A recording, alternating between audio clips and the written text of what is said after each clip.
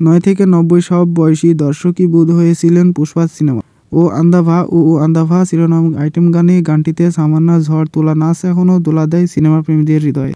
পুষ্পা তৃতীয় পার্টে আইটেম কন্যা হন 23 বছরের শ্লীলা। ফার্স্ট লুকে প্রকাশ পর প্রশংসা কুড়ালেও কিসিক গানটি মুক্তির পর দর্শকদের মন নাড়াতে ব্যর্থ হয়। তবে সিনেমা মুক্তির পর বক্স অফিসে ঝড় ছিল অপ্রতিরোধ।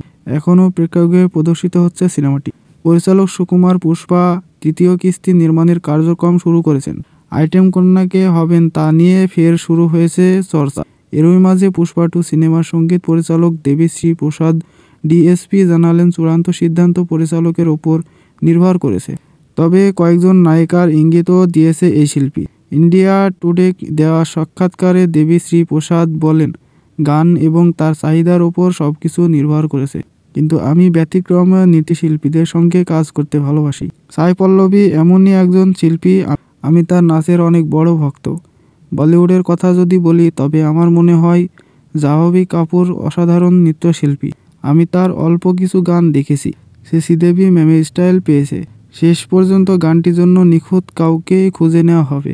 আইটেম গানে আকর্ষণ বুদ্ধি নাচের ভূমিকা ব্যাখ্যা করতে গিয়ে দেবিশ্রী প্রসাদ বলেন, আমার মতে যে ভালো নাচে সে এই ট্র্যাকে বিশেষ শক্তি তৈরি করে এবং গানগুলোতে আলাদা করে তোলে। ভক্তরা যখন পুষ্পা পরবর্তী কিস্তির জন্য অধীর আগ্রহে অপেক্ষা করছেন, তখন ডিএসপি মন্তব্য উত্তেজনা আরও বাড়িয়ে দিয়েছে। বিশেষ করে সাই পল্লবী ও জাহ্নবীর নাম উল্লেখ করা চর্চা আরও জোরালো হয়েছে।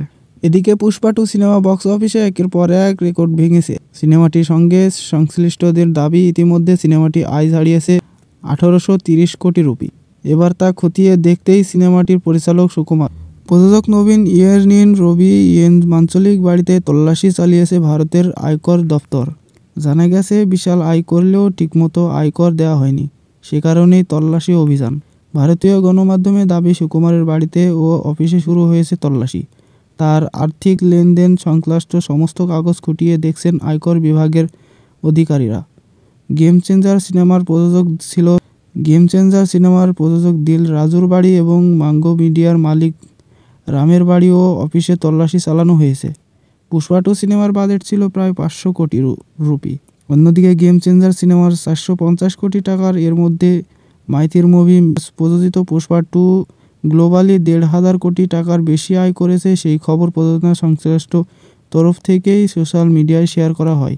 সব তথ্য খতিয়ে দেখতে আয়কর দফতর কোনো কর ফাঁকি দেওয়া হয়েছে কিনা তা খতিয়ে দেখছেন কর্মকর্তারা।